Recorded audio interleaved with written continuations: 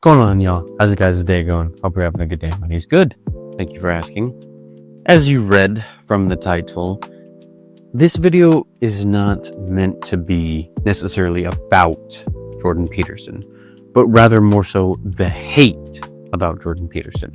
And so no, this video is not me trying to defend him. This video is not me trying to glaze him. This is not me trying to fanboy or pick a side or even play good, bad, anything, right? This has nothing to do with, I suppose, sides, if you will, but it has a lot more to do with people and their reasonings, right? Because as I'm sure you know, if you've seen my videos, you can tell that I care a lot more about how someone gets to the conclusion they get to rather than getting to a conclusion at all. And of course, Jordan Peterson does that very similarly. And he does it very, very well, I believe, which is why I've enjoyed his videos for so long.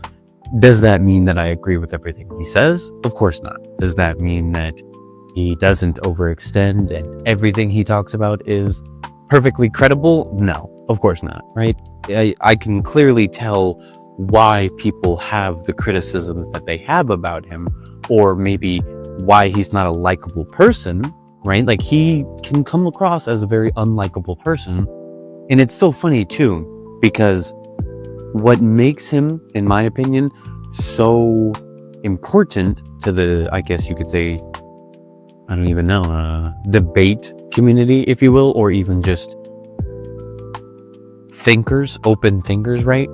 What makes him so special is the same thing that people hate him for, which is his pedantic questioning.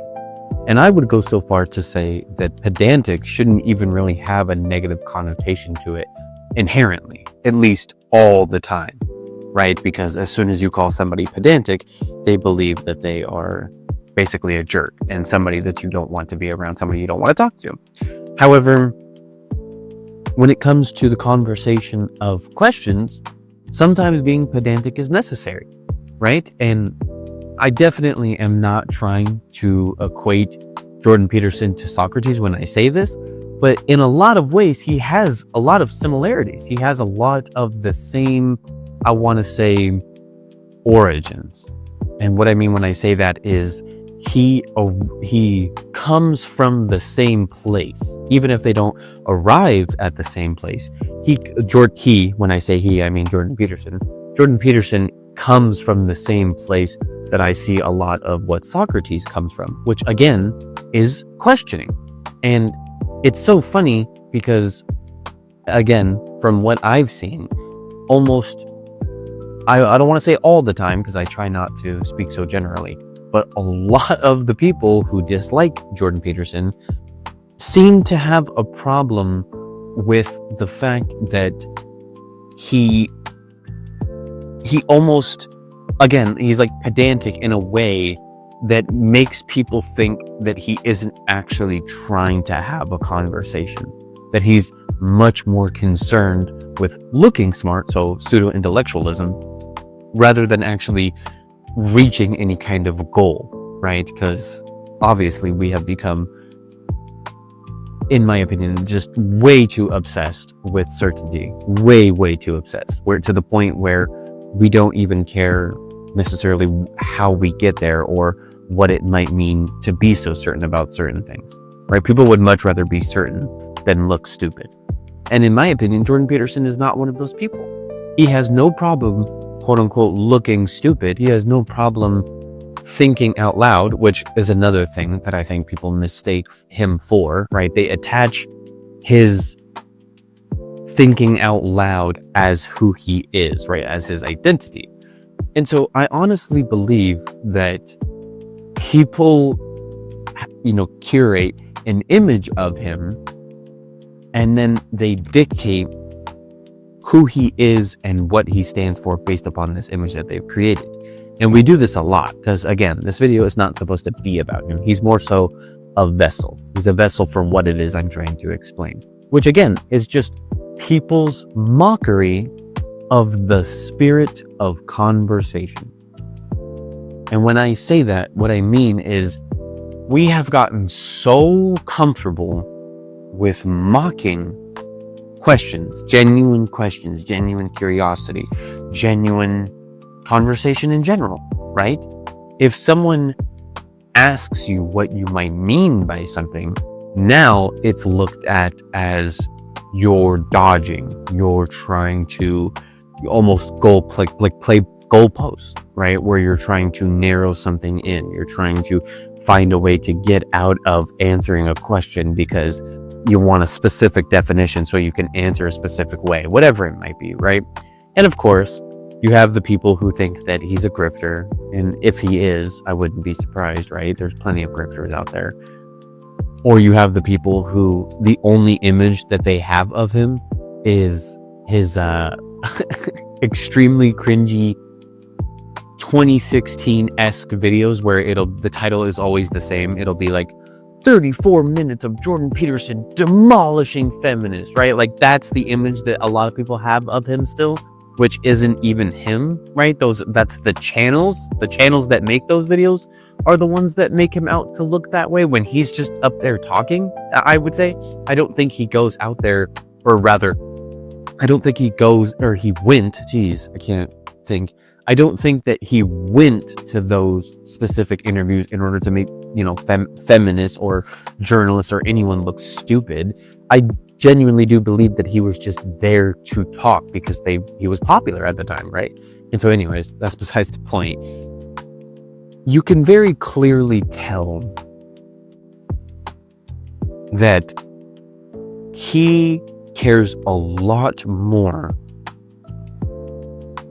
about his own sense of what he's trying to say rather than being understood, even if that means that he doesn't actually say anything at all, which I can respect. I really do.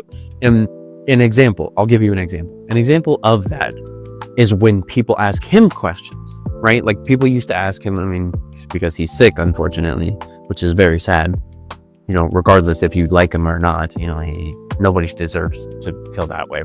And so anyways, what I want to say, it was like a year, a little bit over a year, right? There was a little bit over a year where he was getting involved into the Christian field, and he was, doing interviews, and he was doing a lot of work with just the whole field of Christianity, right? And so, of course, every single time he would do an interview, the first thing that they would ask him is, do you believe in God? Why do you believe in God? Are you Christian? People are saying you're Christian, right?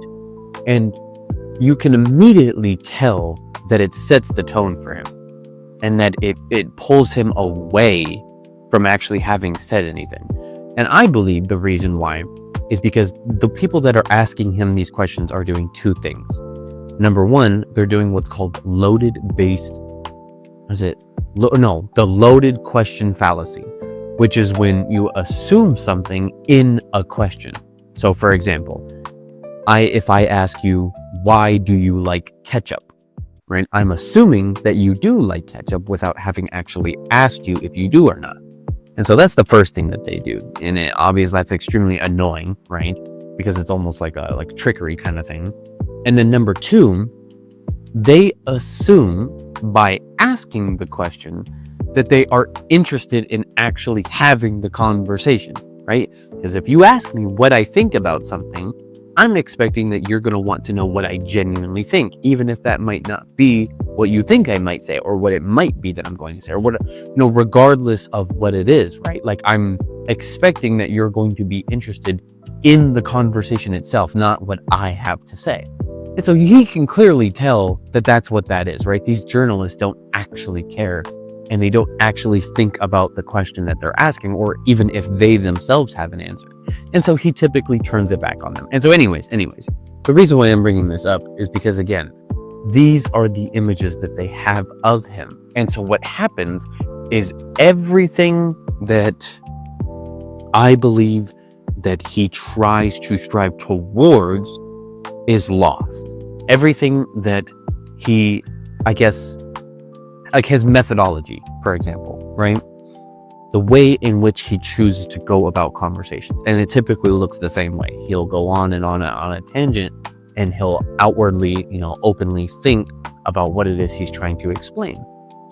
And I feel like that's exactly what a conversation between two people that are trying to reach a goal should look like, right? But again, that isn't what we do anymore. We don't come together. We stay on our separate sides, and there's a fence in the middle of us, and we debate about whose fence it is, right? That's what we do now. We don't actually come together and try to reach a conclusion that we both can understand.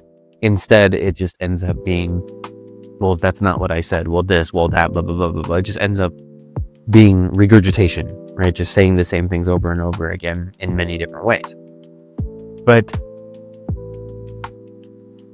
I can't see it being a good thing if he were to stop doing videos, if he were to, I guess, retire, right? Because of his sickness, because of what's happening to him. And the reason why I even say that, and I know how much this video sounds like I'm trying to defend him. The reason why I say that is because, again, he is the blueprint for what being open looks like. He is the example of what genuine abstractness might look like.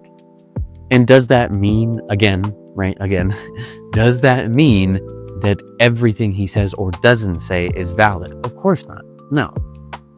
But it has so much more to do with the steps that he takes or that we take to get to the things we say, rather than what we say or what we don't say, right? Like, for example, Alex O'Connor, super intelligent guy, right? Genius. One of the smartest people in who knows how long, right? One of the smartest people of our age, for sure. Every single time I go into his comments, all I see are the people in there mocking whoever it is that Alex happens to be talking to. And that doesn't mean that I'm associating Alex's community with him or, making assumptions about him or even his community, but rather the state of how people think about debate, how people think about conversation, how people think about these things. Because you see the same exact thing with the compilations of Ben Shapiro, compilations of Steven Crowder, compilations of Destiny, compilations of you name it, right? There's plenty of people out there that you can look up and find a compilation where it almost always goes the same way. It's quite literally both sides. It'll be either A, watch so-and-so absolutely destroy this group of people for this amount of time. That's what the title looks like every time. Or B, it's the opposite. Watch so-and-so get destroyed for this amount of time compilation. And it's like, man, how are these people supposed to talk about anything when the second that they actually have something to say, it's going to be clipped into a compilation or into a completely different topic, or the entire context will be lost, right? And especially somebody like Jordan Peterson, who talks extremely abstractly. He does not talk concretely. And that is the reason why that people get so upset. That is the reason why people don't like him, is because he often won't say something rather than choose to say something. And it could be for the sake of the compilations. It could be the sake of he doesn't want to, right? Which is fine. I don't know when it became popular to make fun of somebody for not wanting to answer something, right? Like, if you don't want to answer something, you don't answer something. It's that simple. You don't have to, especially if it's something as serious as like religion or something you align with, right? Like, if I asked you, just randomly, do you want to become a police officer? And, based upon what you say is going to affect the things that happen to you, you're going to want to ask questions. You're going to want to inquire. You're going to want to figure things out. But instead, right, I sit there and I make fun of you. Oh, you're not even answering. You're not even answering. Why aren't you answering? Why aren't you answering? Right? And I know that's a very specific example and it might be silly, but that quite literally is how we go about it now. anytime somebody is even remotely curious, open, abstract, not certain, you name it, right? Like I just made a video about the death of genuine curiosity, and the example I used in that video was Jet Franzen, him too. People do the same exact thing to him too. And again, these people are not the problem, or even the focus, right? Because I'm talking about these people and I'm trying to use them as examples for how people react, how people choose to think about these people, how they choose to think about the things they say. And it's so funny because regardless of the community you're in, regardless of the videos you watch, so whether you watch Steven Crowder, whether you watch Destiny, whether you watch Jordan Peterson, Ben Shapiro, Brett Cooper, whoever, right? Regardless of the people that you watch, it seems like everyone in those communities are the only ones who don't understand. So Brett Cooper, Ben Shapiro, Destiny, etc., etc., etc., even in their debates that they have with other people, understand more, which I know it sounds obvious, but what I'm trying to say is that, because, okay, think about it, right? Like you're watching one of those videos and it seems like they don't understand the other person's side, right? So like, let's say Ben Shapiro and Alex Connor, right? They're talking about something, blah, blah, blah, blah, blah, blah. And it's very clear that they're not entirely sure about what the other side is talking about. Even in that confusion, they seem to understand more about each other than their own communities understand about the people that they're watching. And this is proven time and time again about how you can go into the comments and nobody actually says anything about the topic. All they want to do is pick a particular part of the video that they thought was so ridiculous and so funny and so stupid, and then they go on and on about how, oh, you said this, but this doesn't make sense and this contradicts this, and then they just want to mock. That's what modern contempt is, mockery. That's what modern contempt looks like now, where all we do is make fun of people or the things they say and don't say and how stupid they might look, rather than even trying to understand, right? Rather than trying to reach any type of goal. And it's sad. It's really sad. But that's all I have for today. If you enjoyed today's video, let me know down below. Let me know what you think, if you agree, disagree, any other opinions you might have. Thank you for watching. I hope you have a good rest of your day.